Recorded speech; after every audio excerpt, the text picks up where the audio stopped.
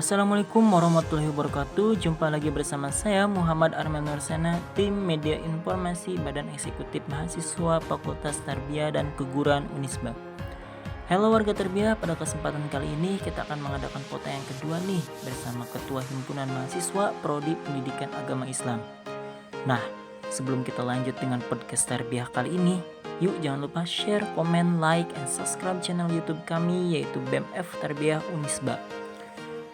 Nah baik teman-teman, selamat datang di podcast kedua kita dimanapun kalian berada. Rekan-rekan semua yang mendengarkan semoga dalam keadaan sehat walafiat ya. Karena seperti yang kita ketahui bersama, bahwasanya dunia ini sedang menghadapi wabah global yang disebabkan oleh coronavirus jenis 2019 atau sering disebut dengan pandemi COVID-19 yang dilansirkan berasal dari pasar seafood di Wuhan, Cina. Nah, dengan adanya kasus ini, pemerintah menghimbau kepada kita untuk sebisa mungkin menjauhi kerumunan dan menerapkan physical distancing. Yah, salah satu dampaknya ialah seluruh kegiatan-kegiatan sekolah dialihkan menjadi study from home. Mulai dari TK, SD, SMP, SMA, hingga universitas atau sederajat. Nah, baik teman-teman, berbicara tentang universitas berarti berbicara juga dengan mahasiswa. Hingga pada podcast ini kita akan berdiskusi ringan nih dengan tema pendidikan di tengah COVID-19. Oke, sebelum kita melangkah lebih jauh, mungkin Kang Wahyu bisa memperkenalkan diri terlebih dahulu. Mangga Kang Wahyu untuk memperkenalkan diri. Ya, bismillahirrahmanirrahim. Terima kasih Kang Sena yang telah mengizinkan saya. Izin memperkenalkan diri, nama saya Wahyu Fajar Fadilah, NPM 10030118061 dari Prodi PAI kelas B angkatan 2018 yang kebetulan sekarang menjabat sebagai Ketua Himpunan Pendidikan Agama Islam. Rumah saya di GBR 2 Blok E5 nomor 16, Desa Cilamek, Kecamatan Ngamprah, Kabupaten Bandung Barat. Mungkin itu Kang Sena perkenalan dari saya. Nah baik, terima kasih buat Kang Wahyu atas perkenalannya. Mungkin ada beberapa pertanyaan yang akan saya ajukan kepada Kang Wahyu. Nah baik Kang Wahyu, buat pertanyaan yang pertama, bagaimana menurut Kang Wahyu pendidikan di masa pandemi COVID-19 ini? Ya, izin menjawab Kang Sena. Pendidikan di masa pandemi COVID-19. Seperti yang sudah kita ketahui bahwasannya pandemi COVID-19 ini telah melanda kepada dunia, tidak terkecuali bangsa kita yaitu bangsa Indonesia dalam kurun waktu kurang lebih 1 tahun. Tentunya akan memberikan dampak atau pengaruh besar terhadap pendidikan. Yang pertama dirasakan saat datangnya pandemi yaitu adalah berubahnya sistem belajar mengajar yang asalnya dilakukan secara offline, secara tatap muka. Dengan datangnya pandemi tersebut dirubah sistem pendidikannya, sistem belajar mengajarnya menjadi daring atau online gitu. Dan datanglah masalah-masalah dari perubahan tersebut. Yang pertama yaitu adalah adanya kegagapan teknologi yang dimiliki oleh guru atau dosen, sehingga dengan gagapnya teknologi tersebut akan memberikan pengajaran dengan tidak maksimal, sehingga akan berpengaruh besar terhadap pengetahuan yang dimiliki oleh peserta didik. Seperti itu. Lalu juga yang saya kira menjadi dampak gitu ya yang negatif yaitu adalah sosialisasi. Karena apabila dilakukan secara tatap muka gitu, sosialisasi itu akan terjalin dengan lancar gitu, terjalin dengan apa adanya, tidak ada settingan gitu. Berbeda dengan saat ini yang kita rasakan bahwasannya sosialisasi yang kita lakukan itu notabene-nya ada settingannya gitu, jadi tidak real sosialisasinya gitu, khususnya yang seperti yang kita rasakan sejak Kang Sena, adanya forum gitu ya. Di forum tersebut notabene kita hanya bertanya, terus menjawabnya pun kita searching gitu, tanpa memang ingin tahu gitu hal tersebut seperti itu. Tetapi di balik itu juga ada sisi positifnya, yaitu kita dapat mengirit gitu. Jadi kita tidak harus mengeluarkan ongkos. Adapun memang membutuhkan kuota, ada bantuan gitu ya yang diberikan oleh perguruan tinggi atau universitas dan juga oleh pemerintah, yang memang itu sangat membantu kita walaupun tidak 100% seperti itu Kang Sena menurut saya. Nah teman-teman, betul sekali apa yang dikatakan oleh Kang Wahyu, bahwasanya pendidikan di masa pandemi COVID-19 ini membawa dampak dan pengaruh yang sangat besar bagi kehidupan kita sebagai pelajar ataupun sebagai mahasiswa. Karena berubahnya sistem belajar mengajar dari tatap muka menjadi daring atau online membawa pengaruh kepada kita, yang salah satunya yaitu kegagapan teknologi ataupun kegagalan sosialisasi, seperti yang dijelaskan oleh Kang Wahyu tadi. Nah baik Kang Wahyu, adapun pertanyaan yang kedua nih, apakah pendidikan di masa pandemi ini membuat mahasiswa berkembang dalam ilmu pengetahuan? Mangga Kang Wahyu. Ya, izin menjawab Kang Sena. Apabila ditanyakan berkembang atau tidaknya pengetahuan pada pembelajaran di masa pandemi ini, menurut saya itu kembali lagi kepada pribadinya masing-masing. Apabila memang ingin berkembang, maka kita harus benar-benar mengikuti pengajaran yang diberikan oleh guru atau dosen, walaupun secara online itu dengan bersungguh-sungguh, tidak hanya mengikutinya karena formalitas saja gitu. Selain itu juga kita harus tidak merasa puas dengan apa yang diberikan oleh guru atau dosen. Kita harus mencari sumber-sumber lain agar kita dapat mengembangkan gitu apa yang diberikan dosen, sehingga perkembangan pengetahuan pun akan dirasakan. Mungkin seperti itu Kang Sena. Jadi pada intinya bersungguh-sungguh dan juga mencari sumber yang lain gitu. Nah betul teman-teman apa yang dikatakan oleh Kang Wahyu, bahwasanya jika kita ingin berkembang dalam segi pengetahuan, ya kita harus bersungguh-sungguh dalam menjalankannya, jangan dijadikan sebagai ajang formalitas saja. Nah terutama dalam mencari sumber ilmu. Nah sumber ilmu itu kan banyak, bisa kita mencari sumber ilmu yang lain, tidak hanya berpacu kepada pelajaran yang kita pelajari saja, tetapi kita harus mencari sumber-sumber lain untuk dijadikan sebuah pelajaran.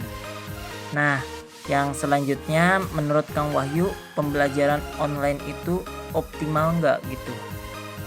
Ya, baik Kang Sena, izin menjawab perihal optimal atau tidaknya pendidikan di masa pandemi COVID-19 ini. Menurut saya pribadi bisa dikatakan kurang optimal. Kenapa? Karena yang pertama, tidak seluruh siswa atau mahasiswa memiliki jaringan yang baik. Selain jaringan yang baik juga, tidak seluruh mahasiswa atau siswa memiliki handphone, laptop, komputer, atau yang lain sebagainya.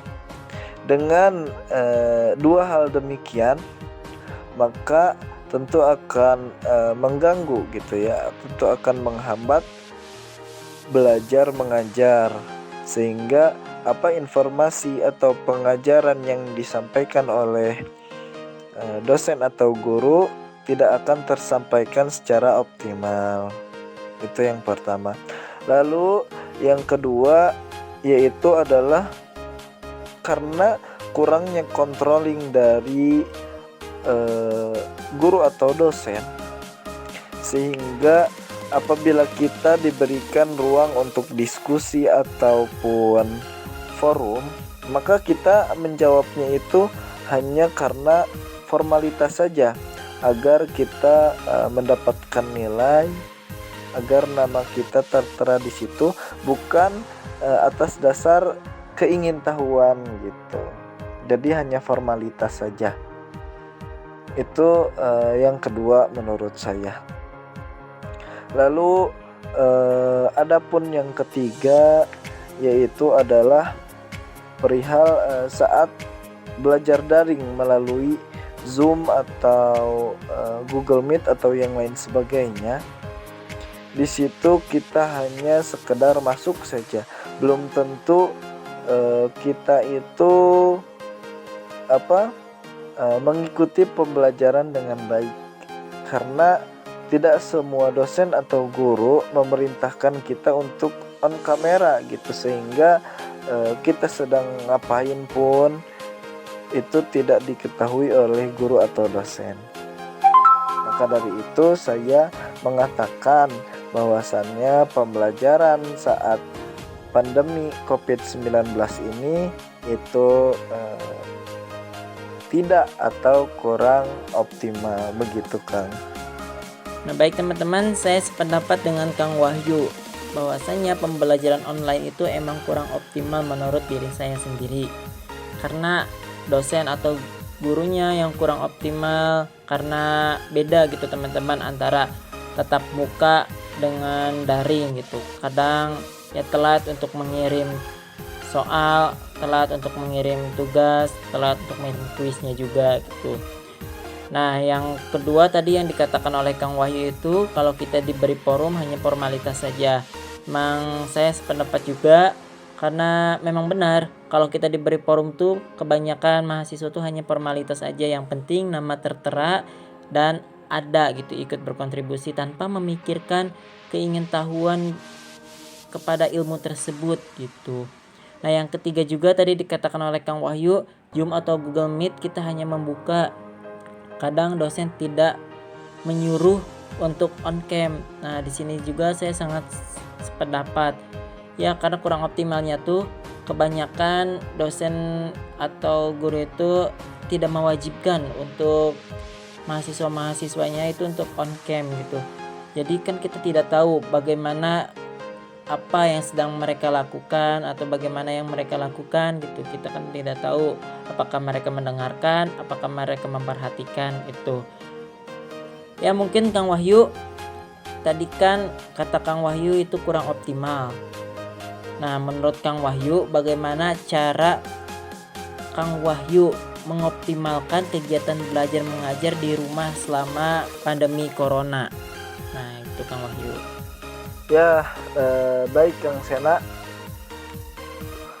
Perihal cara mengoptimalkan pembelajaran pada masa pandemi COVID-19 ini, menurut saya yang pertama yaitu adalah motivasi, baik itu yang datang dari diri sendiri maupun dari orang lain gitu.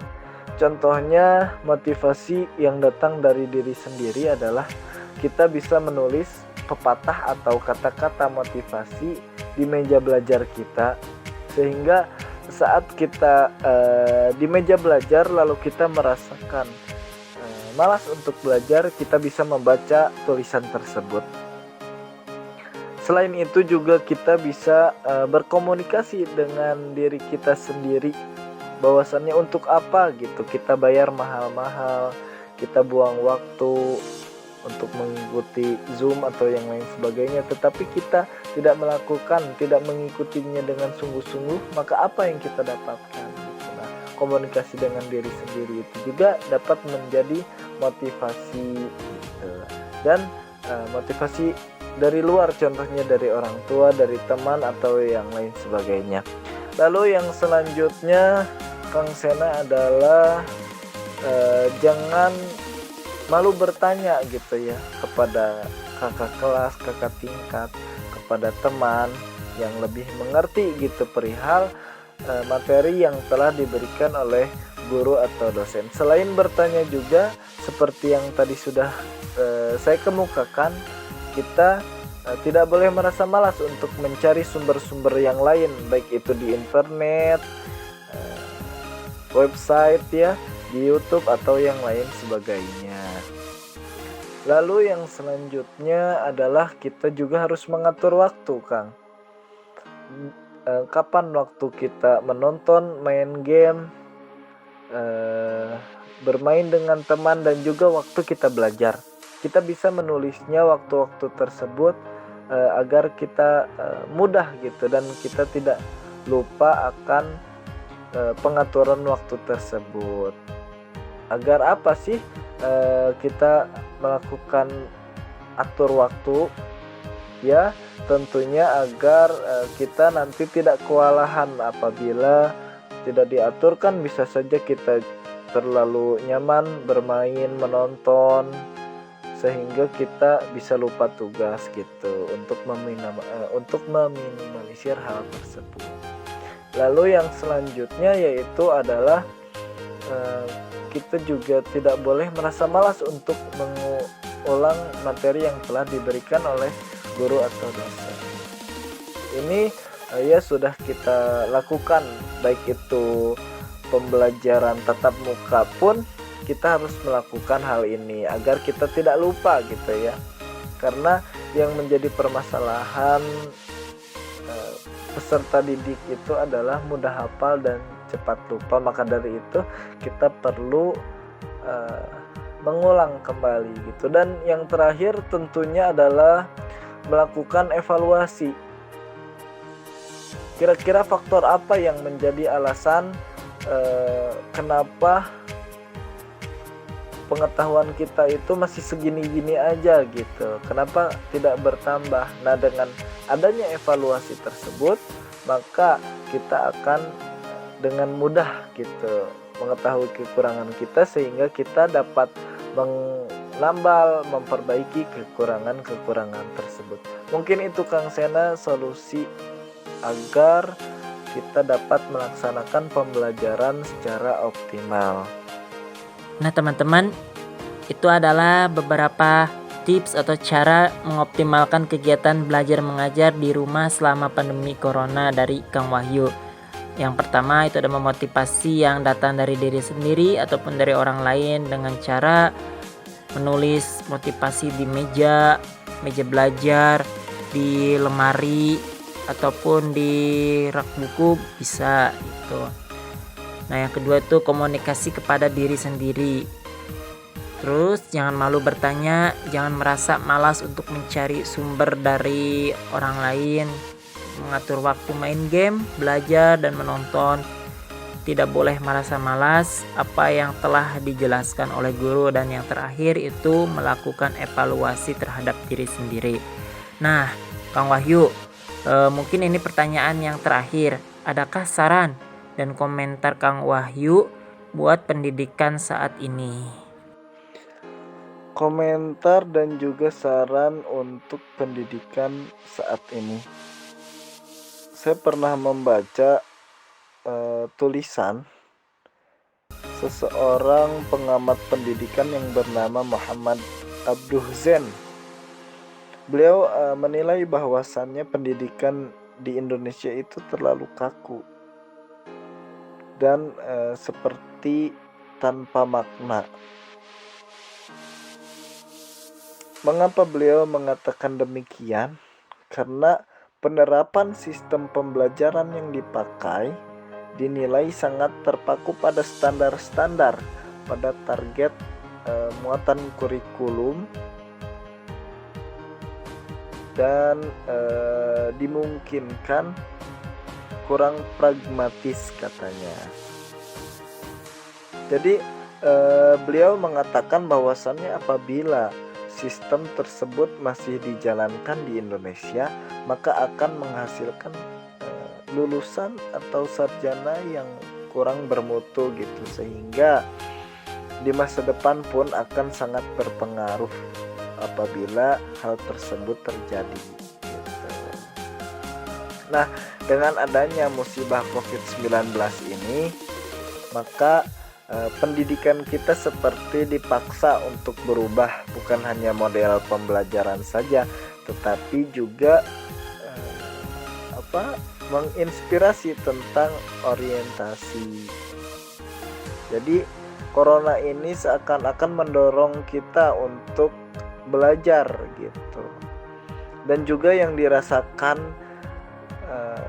pendidikan di Indonesia saat ini itu hanya terfokus kepada kognitif saja gitu, kepada pengetahuan saja tanpa memperhatikan perihal akhlak, adab.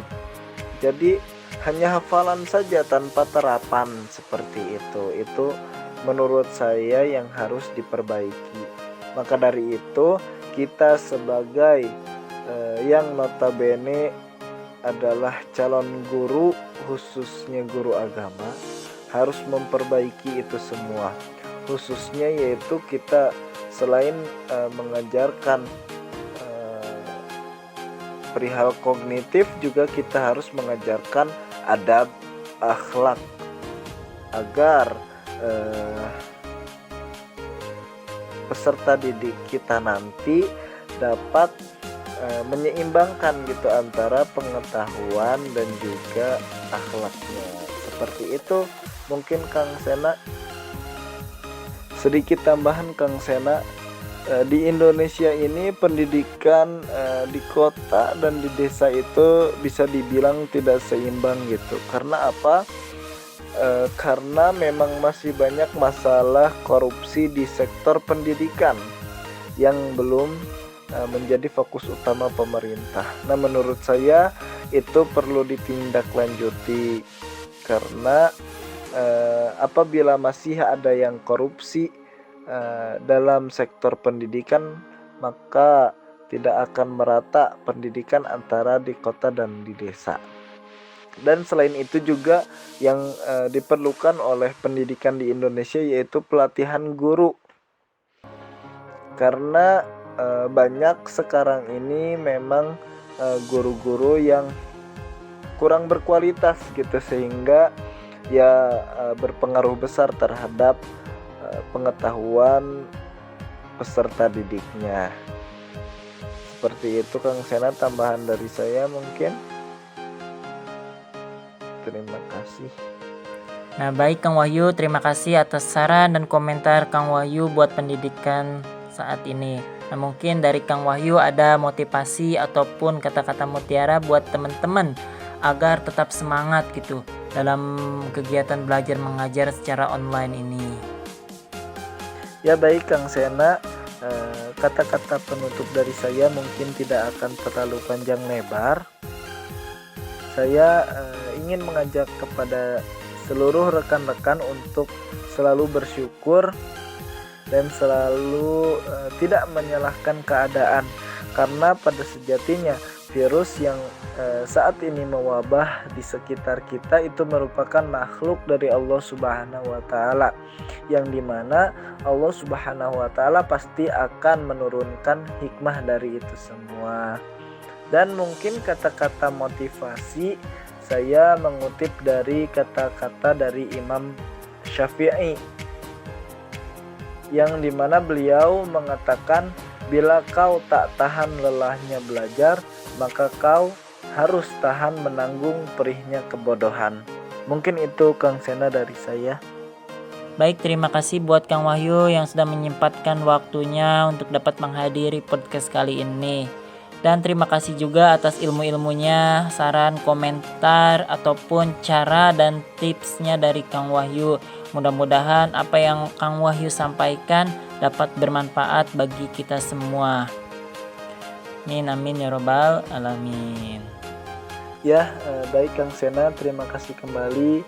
Semoga pandemi COVID-19 ini cepat selesai, sehingga kita dapat berkumpul kembali, dapat menjalani proses belajar mengajar secara offline, secara tatap muka lagi.